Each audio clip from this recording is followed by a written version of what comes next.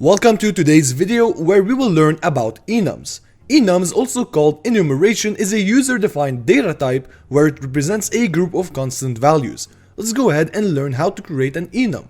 We will do this outside the main, and to create an enum we will say enum like this and give the enum a name. For example, we want to create an enum of students. Let's go ahead and name it students. Now after these curly brackets we will mention the enumerators or the enum values. Let's go ahead and give some names. I'm going to go ahead and say David, for example, John, Kelly, and for example Elsa. So these are the enumerators or the enum values. And what's special about these values is that each of these values has an associated integer. Like for example, David is set equal to 0. It's by default. And the highest number of integer here is 3. So Elsa is equal to 3. Now you can change those default values by, for example, saying equal to 1. Now David has the associated integer of 1, and of course by default, or automatically, the others will be updated, so Kelly will become 3, John will become 2, and Elsa will become 4. Of course, you can start by, for example, saying 20, and the others will update automatically, okay? But of course, it is logical to start with either 1 or leave it as default, which is 0. Now let's go ahead and leave it like this. But how do we use an enum? So let's go down here in the main, and to use an enum, it's like creating a normal variable, like for example a string. If you want to create a string, you'll say string name equal to John. What you did here is you created a variable of type string that stores the value of John. Same thing for enums, they are user-defined type. So the student right here, the student enum, treat it as if it is a type. Okay, so like the string type. So I'm going to go down here and write students. So I'm treating it as if it is a type. Okay, a normal type, like students for example. And then I'm going to give a name of a variable. Let's say person1, like this. So what I did here is I created a variable called person1 of type students, or type enum students, okay? Now let me go ahead and delete this right here. Now what could we assign to a variable of type enum, or students for example? Well, we should assign one of these 4 values. You can't assign other values to this variable. So I'm going to go ahead and say David. And you notice right here that David is not a string, it is an enumerator or enum value. So I don't put it inside quotations like this. I leave it without quotations because it is not a string, it is an enumerator. Now let's go ahead and try to print this enum by simply mentioning the variable name inside a cout. Now let's go ahead, compile this file, and then let's launch it to see what we will get. And as you can see, we get 1. We don't get David because David has an associated integer of 1. So we will get this value. If I go ahead and here say for example Kelly, for example like this, I should get the value of 3, right? Let's go ahead and see it. And as you can see, I get the associated value of Kelly, which is 3. Now where do we actually use enums? Well, we could use them for example inside a switch statement. For example, I want to identify which person is inside this variable. So I want to determine the value of the variable.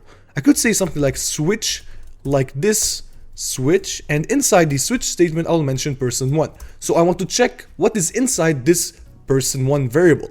So I'm going to say in the first case, well, we can say that case 1. Why? Because enums have associated values of integers. For example, if this one is David, what it means is that it has the associated integer of 1. So in case this variable or person1 stores David or 1 for example, well, what I'm going to do here, I'm going to cout David like this, and make sure to break out after this case. Now there's a second case, for example 2.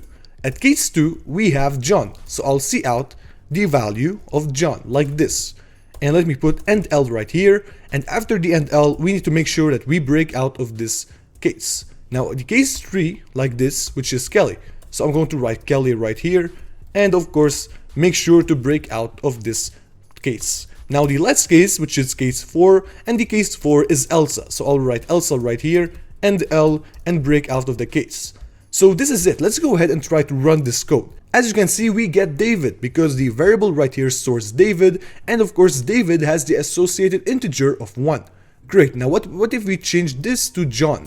What should we get? Let's go ahead and see. I will compile again and then launch my code like this. As you can see, we get John because John right here has the associated value of 2, and we go ahead and this case will be launched and this message will be printed.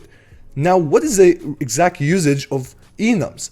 Well, basically, enums are made to make your code easy to read and maintainable.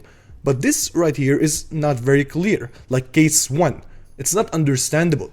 Well, what we could do is we could say something like this. Case David. We could use the enum values or the enumerators inside our case right here. So if the variable person1 stores, for example, David, I want to print the following block of code.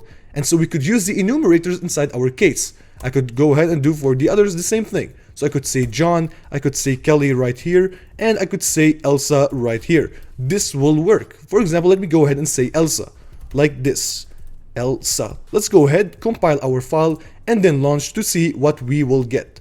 So launch, as you can see, we get Elsa because the person1 variable stores Elsa, and we could see that in our case, Elsa was met, so we actually could print the value here, or the message right here, which is Elsa.